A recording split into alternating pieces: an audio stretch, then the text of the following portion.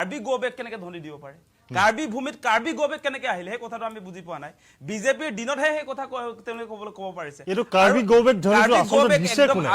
আজি দিছে আপোনাৰ হে তেওঁলোকে যিবিলাকে দিছে আমি দেখিছো তেওঁলোকে হিন্দীত কথা কয় কাৰ্বি গোবেক জিলাকে কৈছে সেইবিলাক আপোনাৰ অসমৰ খিলঞ্জিয়া মানুহ নহয় তেওঁলোক অনা অসমীয়া বেদখলকাৰী হয় তেওঁলোকে ভিজিআৰ পিজিআৰত বসবাস কৰি আছে আৰু তেওঁলোকক নিৰাপত্তা দিছে বিজেপি চৰকাৰে ভোট বেংকৰ স্বাৰ্থত ন্যায্য দাবীৰ আন্দোলন তেওঁলোকে বহুদিন ধৰি আমি দেখি আছো যে আমি যদিও অসমৰ বিভিন্ন প্ৰান্তৰ মানুহে আসলে কাৰ্বি বা যিবিলাক অটোনমাস বডি তেওঁলোকৰ যিবিলাক সমস্যা সেইবিলাকক লৈ আমি ইমান আসলতে তাত সেই ইস্যুবিলাকত সিৰিয়াসলি লাগি না থাকো কিন্তু এই আন্দোলনটো এদিনীয়া আন্দোলন নহয় দীৰ্ঘ দিনৰ পৰা তেওঁলোকে কৈ আছে যে ভিজিআৰ আৰু পিজিআৰ সেই অঞ্চলসমূহ ইতিমধ্যে বেদখলকাৰীয়ে গোটেইটো আগ্ৰাসন কৰি পেলাইছে আৰু ইতিমধ্যে দেখিছো আজি যিটো ঘটনা দেখিলো আজি যে আপোনাৰ এতিয়া ডিজিপি জনে যিটো প্ৰতিক্ৰিয়া দিছে যে ঠাণ্ডা হোৱা নাই কাৰ্বি ৰাইজ সকল ঠাণ্ডা হোৱা নাই বুলি যে কৈছে ইয়াতে আসলে ঠাণ্ডা নোহোৱাৰ কথাটো হৈছে আপোনাৰ ইয়াত কাউন্টাৰ এটেক আহিছে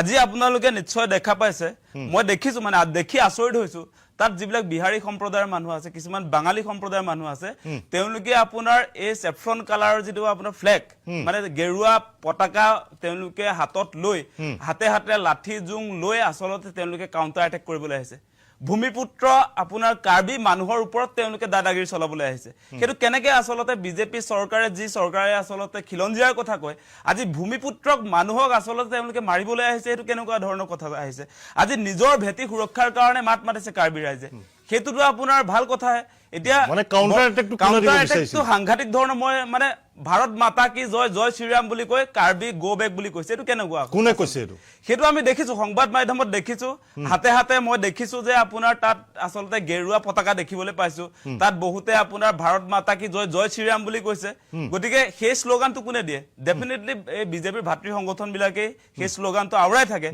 গতিকে তেওঁলোকে কেৱল পতাকা আৰু বিজেপি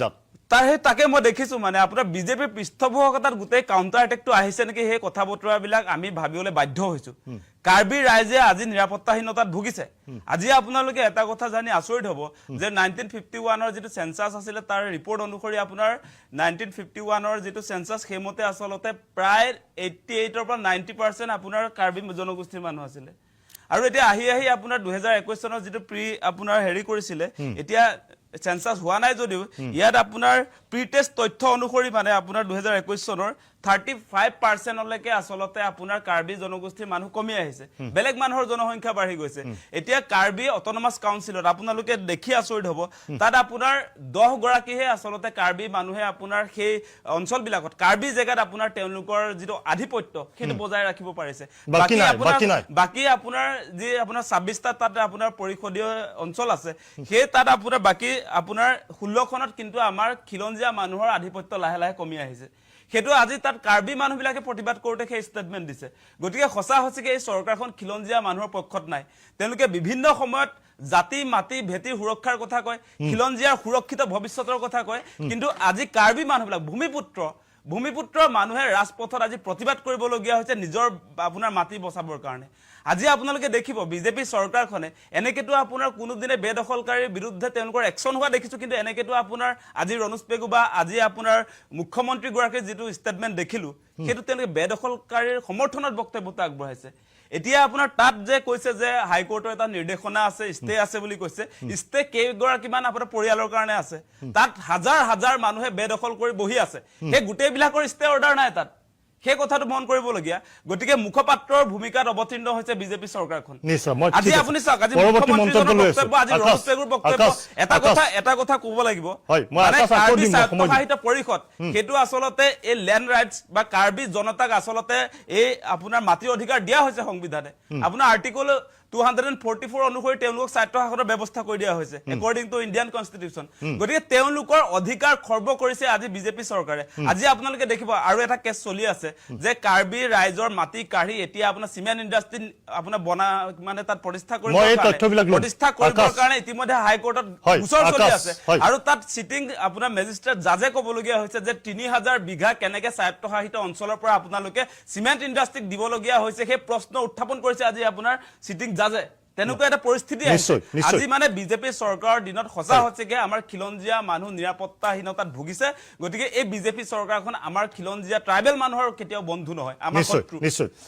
বৰ্তমান সময়ত কাৰ্বি ৰাইজে বিচাৰি আছে বেদখল মুক্ত কৰিব লাগে কিন্তু চৰকাৰে এতিয়া বেদখলকাৰীৰ পক্ষত অৱস্থান কৰিছে কিহৰ কাৰণে কৰিছে? বেদখলকাৰীবিলাক অসমৰ মানুহ নহয় অসমীয়া মানুহে বেদখল কৰা নাই তাত বেদখল কোনে কৰিছে গোটেইবিলাক অনা অসমীয়া তাত আপোনাৰ বিহাৰী আৰু বাঙালীয়ে বেদখল কৰিছে এতিয়া আমাৰ খিলঞ্জীয়া মানুহে তাত যেনিবা চৰকাৰী মাটিত থকা হলে অলপমান আমি তেতিয়া ভাবিলোহেঁতেন চৰকাৰখনে চাগে ভাল সিদ্ধান্ত লৈছে কিন্তু এতিয়া আপোনালোকে এটা কথা চাব এতিয়া ভূমিপুত্ৰ যিবিলাক মানুহে দীৰ্ঘদিন আন্দোলন কৰি কৰি স্বায়ত্তশাসন পালে তেওঁলোকে স্বায়ত্তশাসন পোৱাৰ পাছত তেওঁলোক অলৰেডি আপোনাৰ লেণ্ড ৰাইটছ দিয়া হৈছে তেওঁলোকে এতিয়া আন্দোলন কৰিবলগীয়া কথা নাই আপোনাৰ ৰাজ্যখনৰ ভিতৰত আপোনাৰ ষ্টেট উইদিন ষ্টেট দিয়া হৈছে সংবিধানৰ আপোনাৰ 244 তেওঁলোকক দিয়া আছে আৰ্টিকুলৰ গতিকে তেওঁলোকৰ লেণ্ডৰ অধিকাৰ আছে ফৰেষ্টৰ আছে পাব্লিক হেল্থৰ আছে এডুকেশ্যন এগ্ৰিকালচাৰ আৰু আপোনাৰ তেওঁলোকৰ যিটো ৰীতি নীতি সেইবিলাক তেওঁলোকৰ নিজৰ লেজিসলেচাৰ আছে নিজৰ আপোনাৰ চৰকাৰ চলি আছে কিন্তু এতিয়া তেওঁলোকৰ যিগৰাকী আচলতে CEM সেইগৰাকী মুখ্যমন্ত্ৰী ATM হৈ গ'ল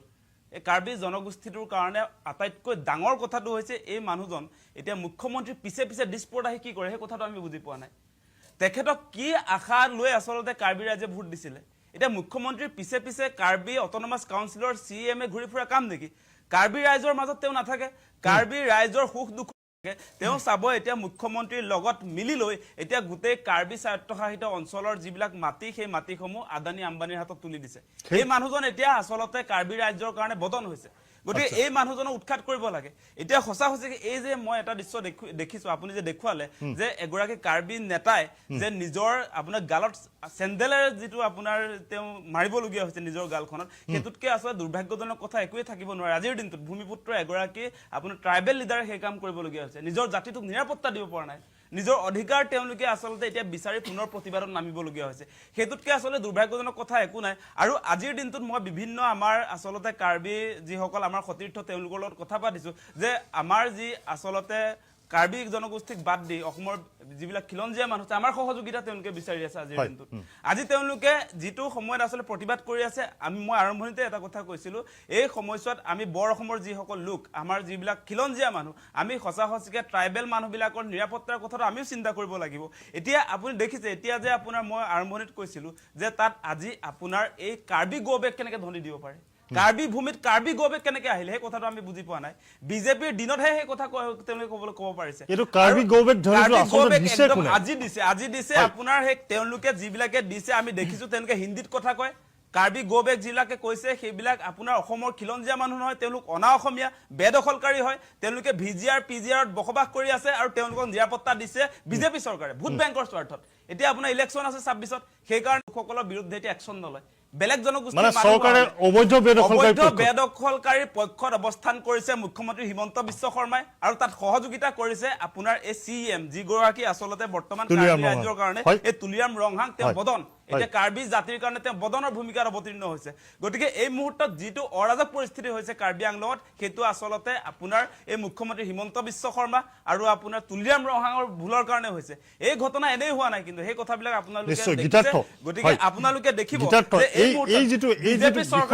বিজেপি চৰকাৰ শাসনলৈ অহাৰ পাছত সাংঘাতিক ধৰণে আচলতে অনা অসমীয়া যিবিলাক আছে যিবিলাক আচলতে আপোনাৰ এই বহিৰাগত বুলি যে কওঁ আমি বিহাৰী বাঙালী পাঞ্জাবী তেওঁলোকৰ সাংঘাতিক ধৰণৰ দপদপনি বাঢ়িছে বিজেপিৰ পৃষ্ঠপোষকতাত বাঢ়িছে